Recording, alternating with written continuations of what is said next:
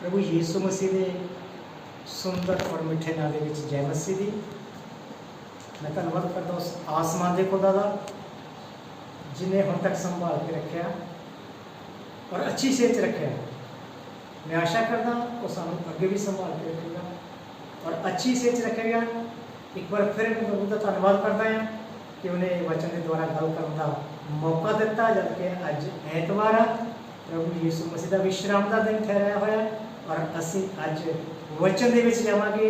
मैं चाहता तुहाडे नाल वचन को साझा करना और छोटी दुआ के नाल असीं अज इस वचन को शुरू करांगे। पिता परमेश्वर तेरा धन्यवाद करते हैं, सिर झुकाउने आ, मन को हलीम करते हैं, तेरी हजूरी चाहते हैं। अज के वचन को तेरे हत्थों में सपुर्द करदा, अज के वचन से तेरी आशीष को चाहना। पिता परमेश्वर अपनी समझ अपनी बुद्धि नाल तेरे वचन दियां गूढ़ ज्ञान दियां गल्लां नूं, तेरे वचन दियां गूढ़ भेद दियां गल्लां नूं असीं भली प्रकार समझ नहीं सकते। साडे सहायक पवित्र आत्मा नाल सानूं भर, ताकि तेरे वचन दियां गूढ़ ज्ञान दियां गल्लां नूं, तेरे वचन दियां गूढ़ भेद दियां गल्लां नूं असीं भली प्रकार समझ सकीए। सब कुछ तेरा है और सब कुछ तेरी महिमा लई होवे। दुआई यीशु नासरी दे नाम विच मंगदा है, आमीन। असीं अज गल करांगे गलतियां उदा 2 अध्याय उदी 20 आयत दे विच कुछ इस तरह लिखा आया, मैं मसीह के साथ क्रूस पर चढ़ाया गया हूँ। अब मैं जीवित ना रहा पर मसीह मुझ में जीवित है, और मैं शरीर में अब जो जीवित हूँ तो केवल उस विश्वास से जीवित हूँ जो परमेश्वर के पुत्र पर, जिसने मुझसे प्रेम किया और मेरे लिए अपने आप को दे दिया। मैं परमेश्वर के अनुग्रह को व्यर्थ नहीं ठहराता, क्योंकि यदि व्यवस्था के द्वारा धार्मिकता होती तो मसीह का मरना व्यर्थ होता। और इन 2 आयतां दे विच पौलुस कहंदा है कि मैं मसीह दे नाल क्रूस पर चढ़ाया गया। पौलुस इत्थे कितनी गहरी और अद्भुत गवाही दिंदा है कि किसी व्यक्ति नूं नवां आत्मिक जीवन प्राप्त कर लई पहला मरना जरूरी है और क्रूस के उपर चढ़ना जरूरी है। अपने मुर्दा कामां तो अपने पापां तो इंसान नूं मरना जरूरी है। जदों तक वो अपने पापां तो अपने शरापां तो अपने गुनाहां तो नहीं मरदा, उन्ना चिर असीं आत्मिक जीवन नूं प्राप्त नहीं कर सकते। और रोमियो की किताब दे विच लिखिया उदा 6 अध्याय और उदी 6 दे विच कुछ इस तरह करके लिखिया है, हम जानते हैं कि हमारा पुराना मनुष्य तब उसके साथ क्रूस पर चढ़ाया गया ताकि पाप का शरीर व्यर्थ हो जाए और हम आगे को पाप के दास्तान में ना रहे। क्योंकि जो मर गया वह पाप से छूट कर धर्मी ठहरा। और लिखे इसका मतलब क्या है कि जब तक असी अपने पापां दे वल्लों मर नहीं जाते, अपने पुरानी जिंदगी नूं दफन नहीं कर देंगे, अपने पुराने पापी सुभाव नूं असी मार नहीं देंगे और असी उन्ना चिर परमेश्वर दे विच आत्मिक जीवन नूं असी प्राप्त नहीं कर सकते, उन्ना चिर असी आत्मिक जीवन जिहड़ा वो जी नहीं सकते। मतलब पुराने मनुष्यत्व नूं, पुरानी इंसानियत नूं मरना चाहिए है। पुराने पापी इंसानियत नूं उहदे नाल क्रूस दे उपर चढ़ा देना चाहिए है। कि असी देख सकते हैं जो साडा पापी सुभाव सीगा, जो साडा पापी इंसानियत था, जो पुराने रीति रिवाज सीगे, सब कुछ नूं छड्ड के उस आसमान दे खुदा दे नाल असी क्रूस ते चढ़ीए और अपना एक आत्मिक और नया जीवन जिहड़ा आ वो प्राप्त करिए। मसीह दे नाल क्रूस पर चढ़ाए जाण दा अर्थ साडे पापी सुभाव दा मरना आ। जिन्ना चिर असी अपने पापी सुभाव नूं मारदे नहीं उन्ना चिर असी क्रूस दे उपर नहीं चढ़ सकते, क्योंकि साडे जीवन विच मसीह दे सुभाव ते गुण भर सकते हैं कदों, जदों असी अपने पापी सुभाव नूं मारांगे, अपने पापी सुभाव नूं छड्डांगे, अपने विच पुराणियां गल्लां नूं कड्डांगे, अपने विच पुरानी जिंदगी नूं कड्डांगे, उन्ना चिर साडे विच मसीह दे गुण और मसीह दा जीवन आना बड़ा मुश्किल है, कठिन है। जरूरी है असी अपने आप नूं क्रूस ते चढ़ाइए, उस पापी सुभाव नूं, पुरानी इंसानियत नूं और पुराने पापी इंसानियत नूं असी मारीए, ताकि साडे विच मसीह दे गुण और उहदी पवित्रता जिहड़ी आ वो साडे विच आ सके, उहदा पवित्र आत्मा साडे विच प्रवेश कर सके। अर्थात असी अपने पवित्र आत्मा तो जो सानू सामर्थ मिलती है, पवित्र आत्मा के द्वारा जो सानू शक्ति मिलती है, उहदे विच असीं पवित्र ते धर्मी जीवन जी सकते हैं। लेकिन हुण साडे अंदर साडा पुराना पापी पापी सुभाव नहीं है, हुण साडे अंदर साडा पुराना इंसानियत नहीं है, वरन साडे अंदर जो रहिंदा आ वो यीशु मसीह रहिंदा आ। साडा पुराना पापी सुभाव, साडा पुराना मनुष्यत्व, साडा पुराना इंसानियत जिहड़ा आ वो मर चुकिया आ, असीं उहदे तो मुक्त हो गए आ। हुण असीं पुराने मनुष्यत्व की सामर्थ दे अधीन नहीं आ, हुण असीं पाप की सामर्थ दे अधीन नहीं आ, हुण असीं पाप दे गुलाम नहीं आ, क्योंकि वो मर गया आ। असीं पाप तो छुट के असीं धर्मी ठहरे आ। पौलुस कहता है हुण मैं नहीं परंतु मसीह मेरे विच जिंदा आ। पौलुस क्या समझाना चाहता इस आयत दे विच? पौलुस कहता कि हुण मैं नहीं मसीह मेरे विच जिंदा आ।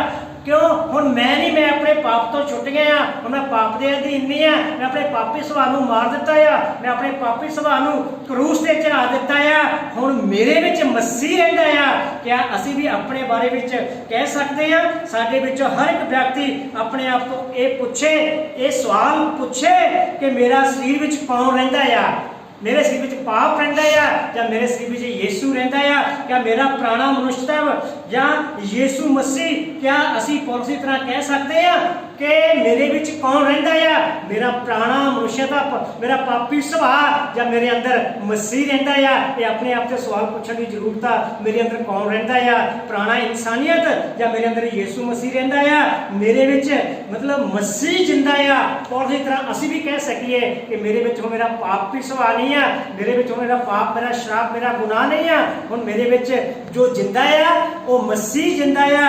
मसीह जीवन का यथार्थ, मसीही जीवन की सच्चाई ठीक जिस तरह होनी चाहिए उस तरह इंसान के विच होवे। यथार्थ का मतलब है जिस तरह मसीह सच्चाई साडे विच होनी चाहिए, मसीह की सच्चाई एक मसीही लोग दे विच होनी चाहिए, मसीही इंसानां विच होनी चाहिए। क्या वो मसीह की सच्चाई ठीक साडे विच है?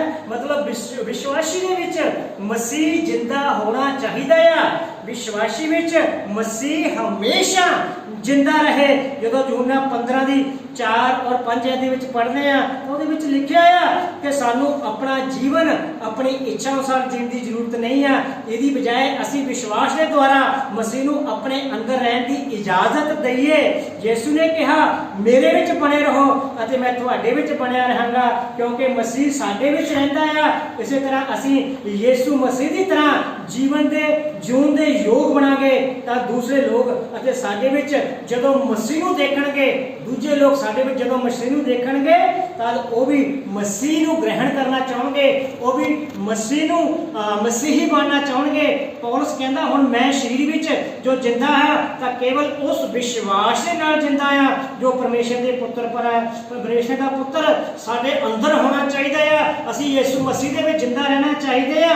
जदों मरकुस उहदा 10 अध्याय और उहदी 45 आयत विच पढ़ते हैं तो उहदे विच लिखिया क्योंकि मनुष्य का पुत्र इसलिए नहीं आया कि उसकी सेवा टहल की जाए, पर इसलिए आया कि आप सेवा टहल करे अते बहुतियां दी शरारती दे लई अपना प्राण दे दे। क्योंकि मनुष्य का पुत्र इसलिए नहीं आया कि उसकी सेवा टहल की जाए, वो इसलिए आया कि वो लाचारां दी, पापियां दी और गुनाहगारां दी सेवा करे और उन्होंने बदले विच उन्हें अपना प्राण दे के और उन्होंने खरीदे। क्योंकि आसमान के खुदा का धन्यवाद करते हैं जिन्हें अपने पाप के द्वारा और सानू खरीद लिया।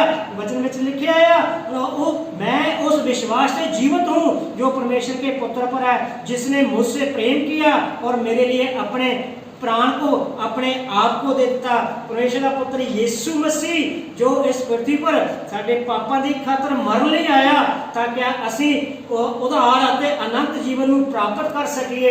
उहदे मरण के द्वारा, उस पर चढ़ाए जाने के द्वारा असी उधार नूं और अनंत जीवन नूं प्राप्त कर सकते हैं। मैं खुदा दे अनुग्रह नूं व्यर्थ नहीं ठहरांदा। इसका मतलब यह है कि पौलुस फिर किसी व्यवस्था के काम दे अधीन नहीं रहना चाहता।